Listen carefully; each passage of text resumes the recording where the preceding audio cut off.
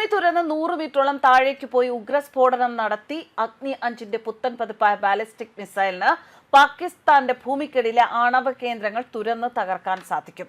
പാകിസ്ഥാന്റെ സുപ്രധാന ആണവ കേന്ദ്രങ്ങളിൽ ഒന്ന് സ്ഥിതി ചെയ്യുന്നത് കിരാന കുന്നുകൾക്കുള്ളിലാണ്.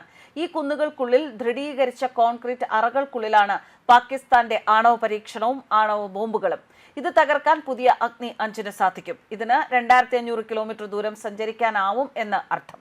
പാകിസ്ഥാന്റെ ഏത് പ്രദേശത്തെയും അഗ്നി-5ന്റെ പുതിയ പതിപ്പിന് ലക്ഷ്യം വെക്കാൻ സാധിക്കും എന്നത് തന്നെയാണ്. ഇന്ത്യയും കിരാന കുന്നുകളും തമ്മിലുള്ള ദൂരം 1409 കിലോമീറ്റർ മാത്രമാണ്. പാകിസ്ഥാന്റെ കിരാന കുന്നുകളെ തകർത്ത് തരിപ്പണമാക്കാൻ അഗ്നി-5 എന്ന ബാലിസ്റ്റിക് മിസൈൽ ബോംബിന് സാധിക്കും. മറ്റൊരു പ്രത്യേകത എന്താണ് എന്നാൽ ഭൂമിയിലേക്ക് ആഴത്തിൽ തുളച്ചു കയറാൻ സാധിക്കും എന്നത് തന്നെയാണ്. ഏത് ഭൂഗർഭ അറകളിൽ പോലും പാകിസ്ഥാൻ ആണവ ബോംബ് ഒളിപ്പിച്ചു വെച്ചാൽ അവിടേക്ക് തുരന്നു ചെല്ലാൻ ഇതിന് സാധിക്കുമെന്നർത്ഥം. 2500 കിലോമീറ്റർ വരെ ദൂരത്തിൽ സഞ്ചരിക്കാൻ സാധിക്കുന്ന അഗ്നി-5 എന്ന ബാലിസ്റ്റിക് മിസൈൽ ഭൂമി തുറന്ന് ഭൂമിക്കുള്ളിൽ രഹസ്യ ബങ്കറുകൾ തുളച്ച് തകർക്കാൻ കഴിവുള്ളതാണ്. DRDO ആണ് അഗ്നി-5ന്റെ പുതിയ പതിപ്പായ ഈ ബങ്കർ ബസ്റ്റർ ബോംബ് എന്ന് വിശേഷിപ്പിക്കപ്പെടുന്ന ബാലിസ്റ്റിക് മിസൈൽ വികസിപ്പിച്ചത്. 2479 കോടിയോളം ഈ അഗ്നി-5 എന്ന ബങ്കർ ബസ്റ്റർ ബോംബ് വികസിപ്പിക്കുന്നതിനുള്ള ചിലവ് വരും. ഒരു അഗ്നി-5 ബങ്കർ ബസ്റ്റർ ബോംബിന്റെ ചിലവ് 51 കോടി രൂപ മുതൽ 68 കോടി രൂപ വരെ വരും. മണിക്കൂറിൽ 10,000 മുതൽ 24,500 കിലോമീറ്റർ വരെ വേഗതയിൽ കുതിക്കുന്ന അഗ്നി-5 എന്ന ബങ്കർ ബസ്റ്റർ ബാലിസ്റ്റിക് മിസൈലിനെ ഒന്ന് സങ്കല്പിച്ചാൽ കണ്ണ് ചിമ്മി തുറക്കുമ്പോഴേക്കും അത് ലക്ഷ്യം തകർത്തു കഴിഞ്ഞിരിക്കും. മാക് 5നേക്കാൾ വേഗത കൂടിയതിനാൽ ഇത് ഒരു ഹൈപ്പർസോണിക് ബോംബാണ്. ഭൂമി തുരന്ന് സ്ഫോടനം നടത്തുന്ന ബങ്കർ ബസ്റ്റർ ബോംബുകൾ ഇറാനിലെ ആണവ കേന്ദ്രങ്ങൾക്കെതിരെ US ഉപയോഗിച്ചിരുന്നു. അതിന് പിന്നാലെയാണ് ഇന്ത്യയും ഇത്തരം ആയുധം വികസിപ്പിക്കുന്ന കാര്യം ആലോചിക്കാൻ തുടങ്ങിയത്.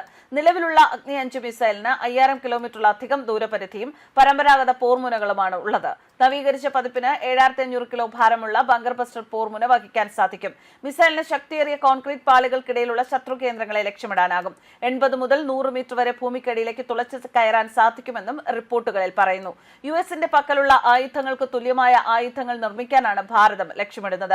ഇസ്രയേൽ ഇറാൻ സംഘർഷത്തെ തുടർന്ന് ഇറാനിലെ ഫോർദോ യുറേനിയം സമ്പുഷ്ടീകരണ കേന്ദ്രത്തിലും ഇസ്ഫഹാനിലെയും നതാൻസിലെയും ആണവ കേന്ദ്രങ്ങളിലും ജൂൺ 22-ന് US ആക്രമണം നടത്തിയിരുന്നു. B2 ബോംബർ ഉപയോഗിച്ചായിരുന്നു ആക്രമണം. 1.5 മണിക്കൂറിനുള്ളിൽ ആക്രമണം നടത്തി ബോംബറുകൾ മടങ്ങി. പുലർച്ചെ 2:10 നടന്ന ഓപ്പറേഷൻ മിഡ്നൈറ്റ് ഹാമർ US ചരിത്രത്തിലെ ഏറ്റവും വലിയ B2 ബോംബർ ആക്രമണമായിരുന്നു എന്നാണ് US പ്രതിരോധ മന്ത്രാലയം അവകാശപ്പെട്ടത്. ബങ്കർ ബസ്റ്റർ ബോംബുകൾ പ്രയോഗിക്കാൻ US വിമാനങ്ങളെ ആശ്രയിക്കുമ്പോൾ ഇന്ത്യ മിസൈലുകളാണ് വികസിപ്പിക്കുന്നത്. 2 വകഭേദങ്ങൾ അഗ്നി-5 മിസൈലിനുണ്ട്. ഭൂമിക്ക് മുകളിലെയും ഭൂമിക്ക് അടിയിൽ ആഴത്തിലുള്ള ലക്ഷ്യങ്ങളെയും തകർക്കാൻ ഇവയ്ക്കാകും. ഹൈപ്പർസോണിക് മിസൈലുകളാണ് ഭാരതം വികസിപ്പിച്ചത്. News desk കർമാനൂസ്.